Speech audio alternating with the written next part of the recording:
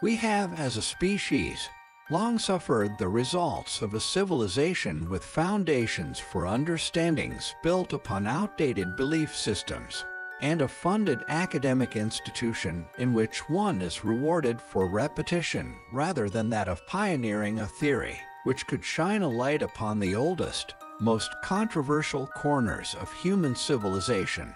Where did we come from? How old is human civilization?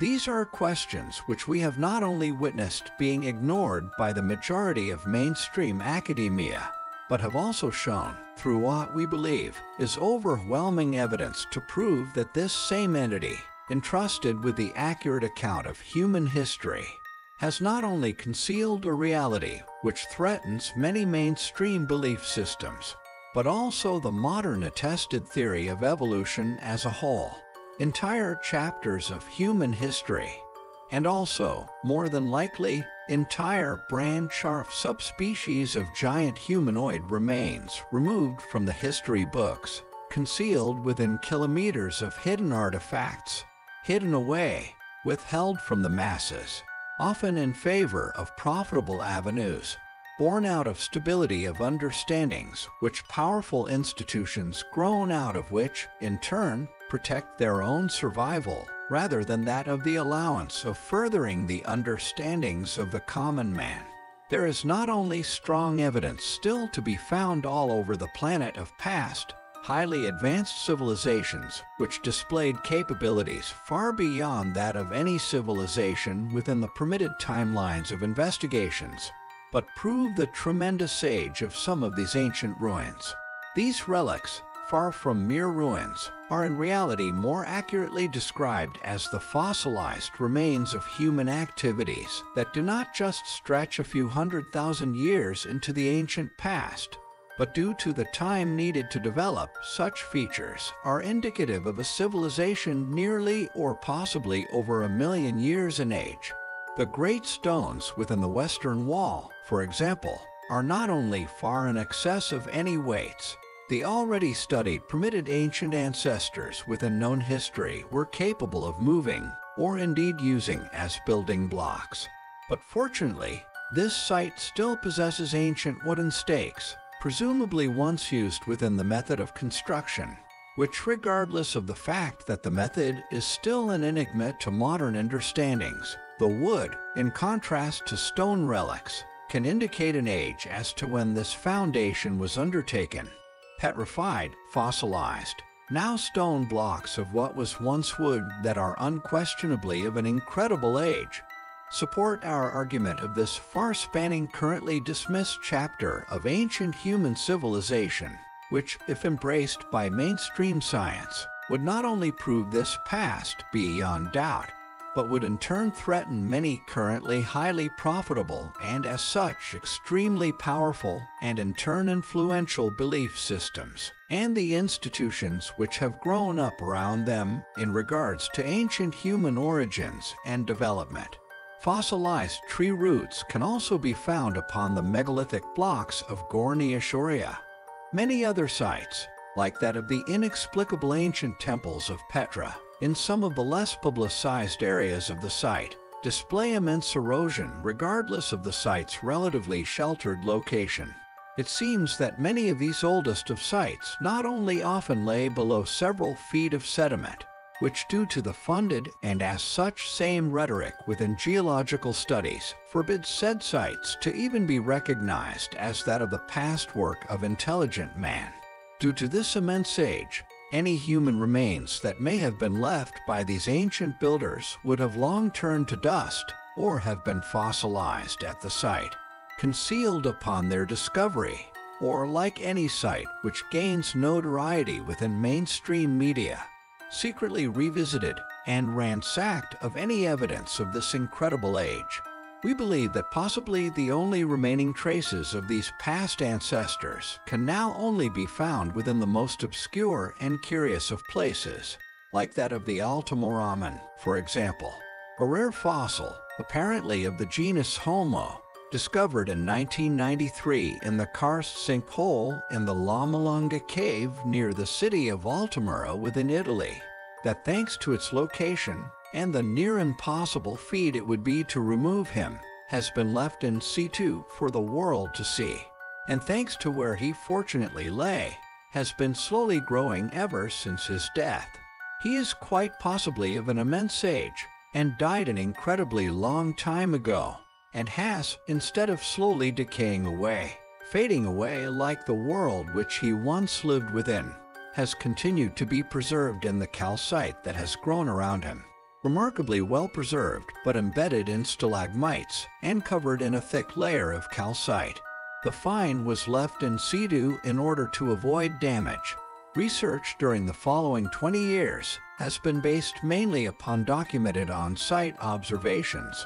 Consequently, experts have conveniently remained reluctant to agree on a conclusive age and have thus never arrived at a mainstream consensus on the species it belonged to. In a 2015 paper published in the Journal of Human Evolution, it was announced that the fossil was apparently a Neanderthal, and dating of the calcite has revealed that the bones are possibly older than 187,000 years old. How old is human civilization? Where do we come from? These questions persist, and as such, so do our endeavors of exposing the truth regarding the reality of these remarkable relics of a now forgotten history. Relics which we find highly compelling, since the rediscovery of what is unquestionably the most puzzling, astounding, and enigmatic sight on Earth, the Great Pyramids and the Sphinx of Giza, we have been led to believe that what could be described as an astonishingly accurate yet somewhat vandalistic later edition was once put there by a caliph named Al-Mamun, now popularly known by its coin title Al-Mamun's Forced Entrance. This title, although argued as his work, has a pretty compelling tale attached to its possible original purpose. When one actually looks into what an incredible achievement this tunnel once was, it becomes apparent that it was cleverly bored by an ancient people, far more advanced than a 9th century caliph. Additionally, possible hypotheses have been put forward as to its origins by individuals who may have known of entrances into the pyramid. We in the modern world have either lost knowledge of or have been prevented from knowing about their existence. Hinged doorways made of stone, perfectly counterbalanced to allow an average-sized man to open and close them. Doorways along the structure's north face that, when closed, becomes seemingly indistinguishable from its surroundings. Are there still secret entrances along the pyramid's northern side?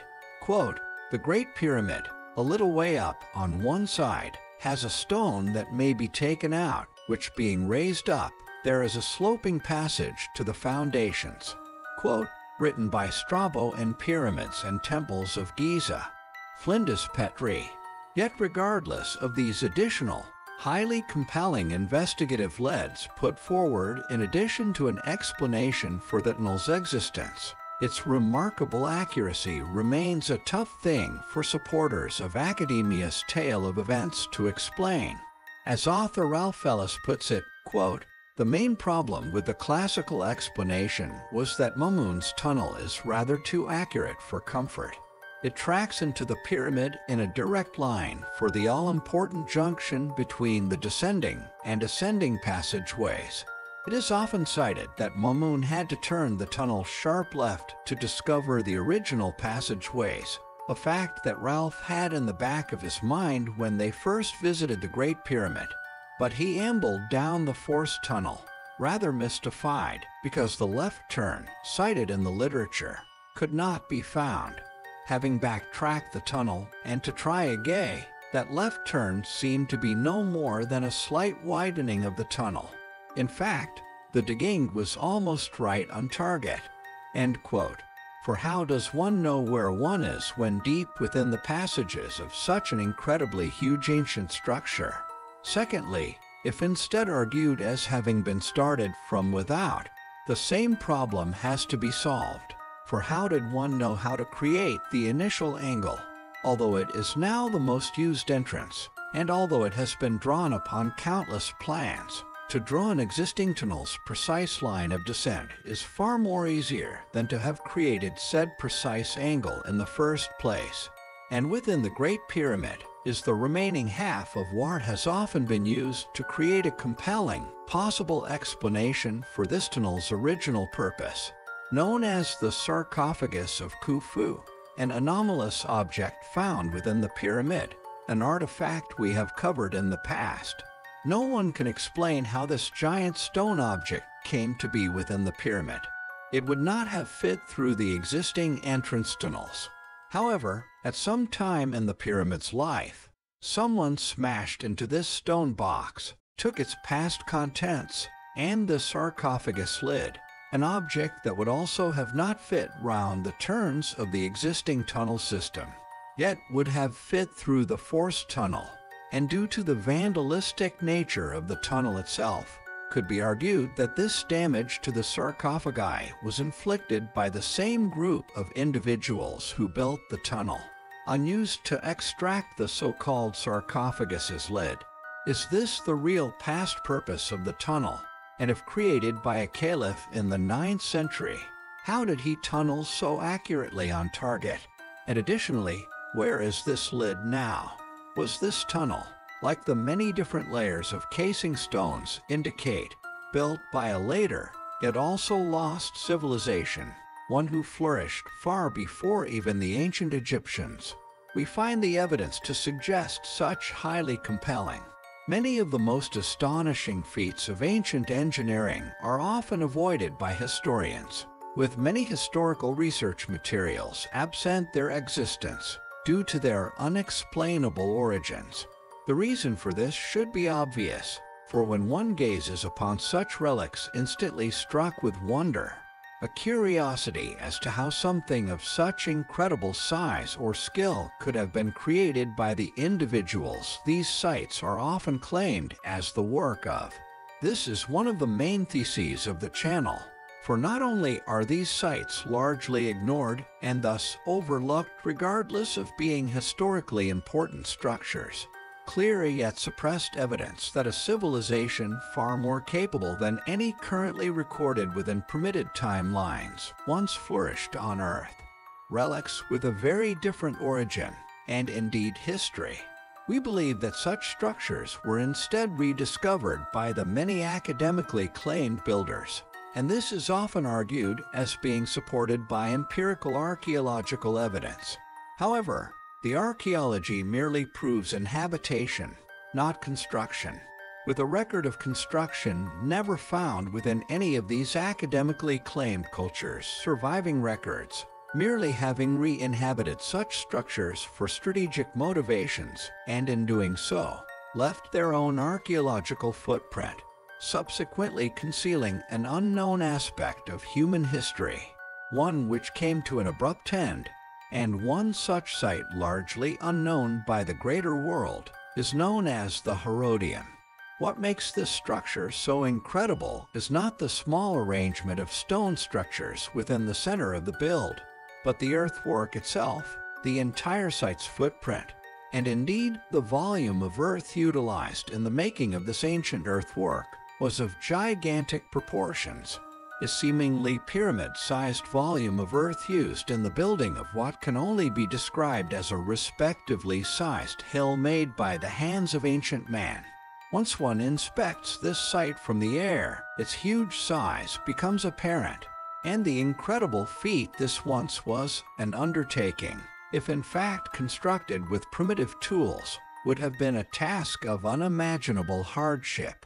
Thousands of tons of earth were at some point quarried and then transported to this spot, subsequently creating an incredible well-sheltered habitation with an intimidating incline on all sides. Many similar earthworks can be found throughout the United Kingdom, with the biggest pyramid in Europe, known as Silbury Hill, mysteriously made completely of chalk. Yet, this little-mentioned site dwarfs Silbury Hill by some measure. The question is, how old is Herodium? Who made it? How did they accomplish such a feat? It is undoubtedly highly compelling, something which has always puzzled us at Mystery History. Although the mountains of pyramids, the gigantic megaliths, indestructible artifacts, or the out-of-place artifacts, is the massive amount of underground cities found all over our planet. Extraordinary undertakings seemingly necessary at some time in the very distant past. These tunnel networks almost telepathically hewn direct to each other, cut from hard bedrocks, with many exhibiting considerable efforts committed into security. Huge rolling doors can be found at many crucial junctions within the underground systems, as can be found, for example, amongst the underground cities of Cappadocia. Daringkai in particular still exhibits its rolling doors still in situ. No one displaying the builder's impressive capabilities, but also the abilities of the rolling stone operators, as whoever built these contraptions unarguably still possessed megalithic stone-moving knowledge. Knowledge we hypothesize is lost knowledge, due to the builders of said sites also a lost civilization, which instead of where they have been placed chronologically by funded investigations, actually, we believe, originate an unimaginably longer time ago, placed far within an antiquity not only lost, but actively dismissed. But regardless of the impressive feats these underground cities were to create, the question persists: why? Why go to so much effort? The cities of Uskanak, Derinkuyu, and Kamakli, all found just within Cappadocia, Turkey, are not only some of the most complete underground dwellings, with Derinkuyu estimated to have once been capable of housing 20,000 people. Derinkuyu even connects to Kamakli via an underground tunnel, an astonishing 8 kilometers long. And this is but a tiny fraction of the ancient underground cities, which have so far been found all over the world, with more discovered each day. Many seem to have simply been sealed when no longer needed. Thus many still lay undisturbed to this day. Derinkuyu, for example, was only rediscovered when a wall was knocked down in a house during renovation work, all seemingly constructed around the same time.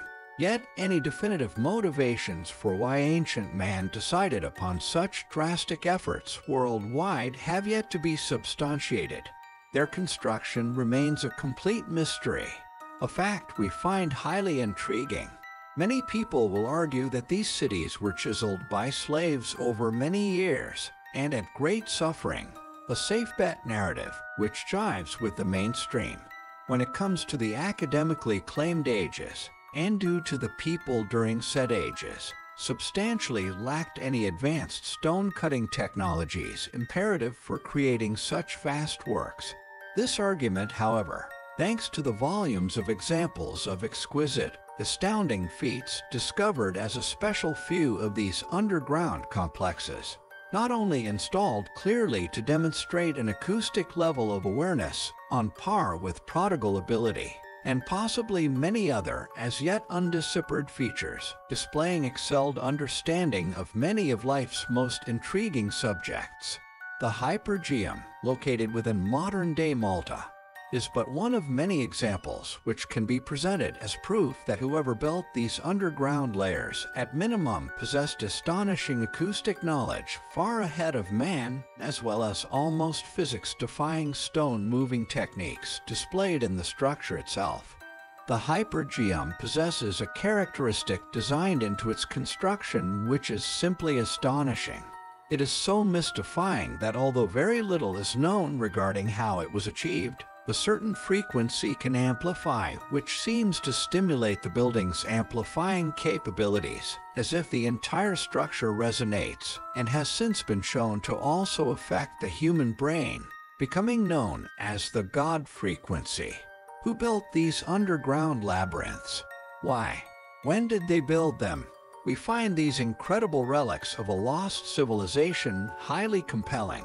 Many people from around the world have now fortunately been presented with and hopefully convinced enough thanks to platforms such as YouTube, particularly Egyptian constructional revisionists, to now realize that there are many as yet unexplained feats of ancient engineering which literally drenches these magnificent structures and its equally mysterious sandstone plateau below. Yet we further expose many other indicative features, which were seemingly impossible feats of ancient engineering, which we hope has helped a lot of people to realize that there are many fallacies in historical doctrine, many gaps in academic and curricular understandings, many things dismissed with flaky strategies and theories, which have again and again, thanks to modern computer engines, been proven as impossible maneuvers. It seems many people, and a considerable amount of money, goes into keeping a stranglehold over the pyramid's possible origins and original function, inevitably shrouding these structures in a veil of secrecy. In addition to the original pyramid blocks and the enormous megalithic exoskeleton visible in a few obscure areas of the pyramid's lower regions, we have also in the past put forward the hypothesis that due to the advanced nature of many of the pyramid's casing stones and the drastic differences in ages they appear to be, all made with the same type of rock, thus to display such drastically different levels of erosion is undeniably evidence of them being installed at many different times. Yet although claimed as being built within known history, no documentation of the installation of the blocks, or indeed any explanation as to how these pyramids were built, all remain elusive. Several different styles were put upon these monuments, we feel, at vastly different times within antiquity.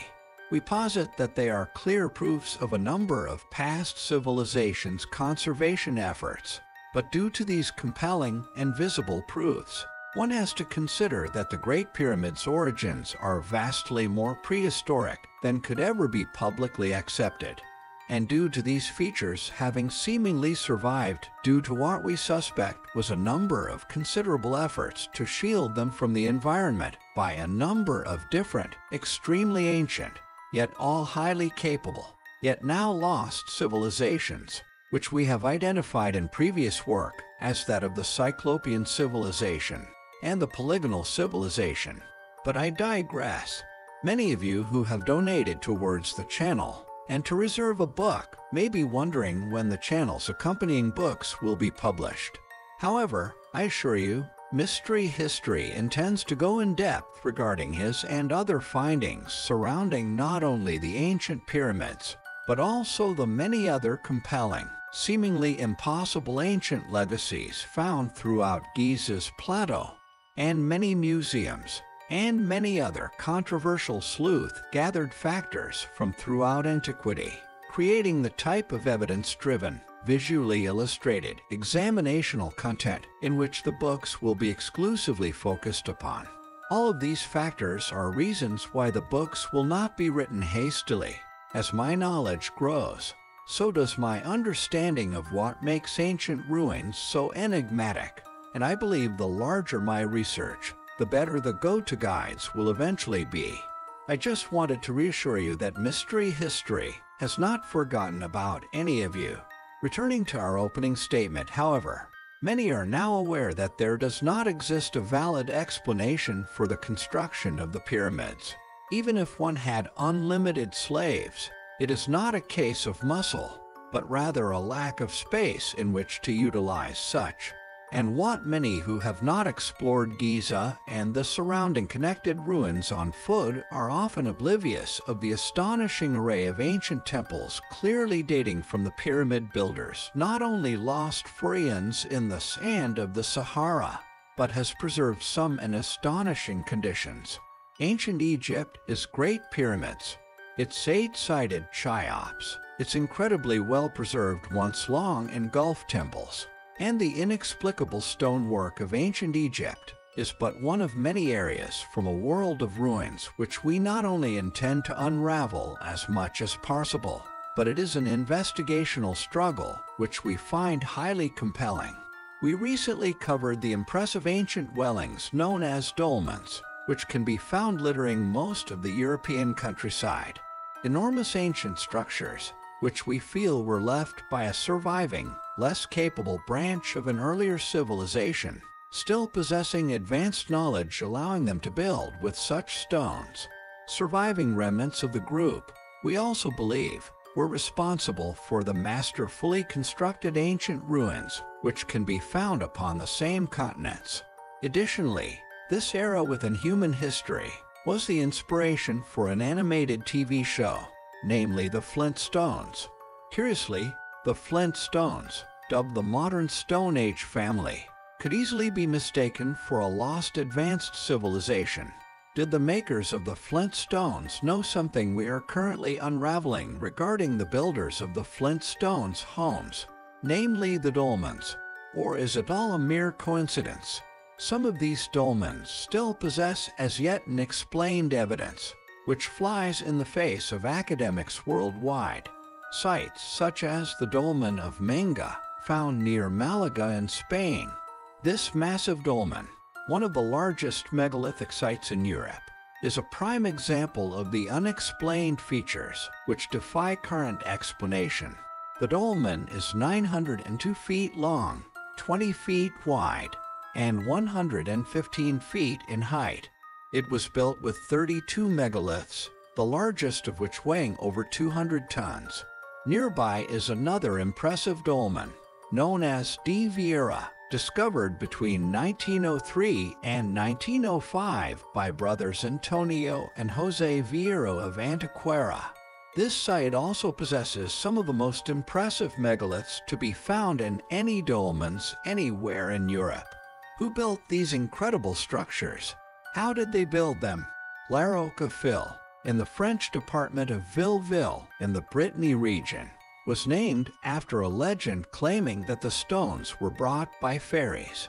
This clearly inspired by their inexplicable nature. A name of fairy rock was given to many French dolmens or covered walkways. Regardless of whether our own theory is correct, the still surviving features of many of these ancient dolmens is clearly indirect contradiction with a tested theory. Their alternative study is desperately needed of structures we find highly compelling.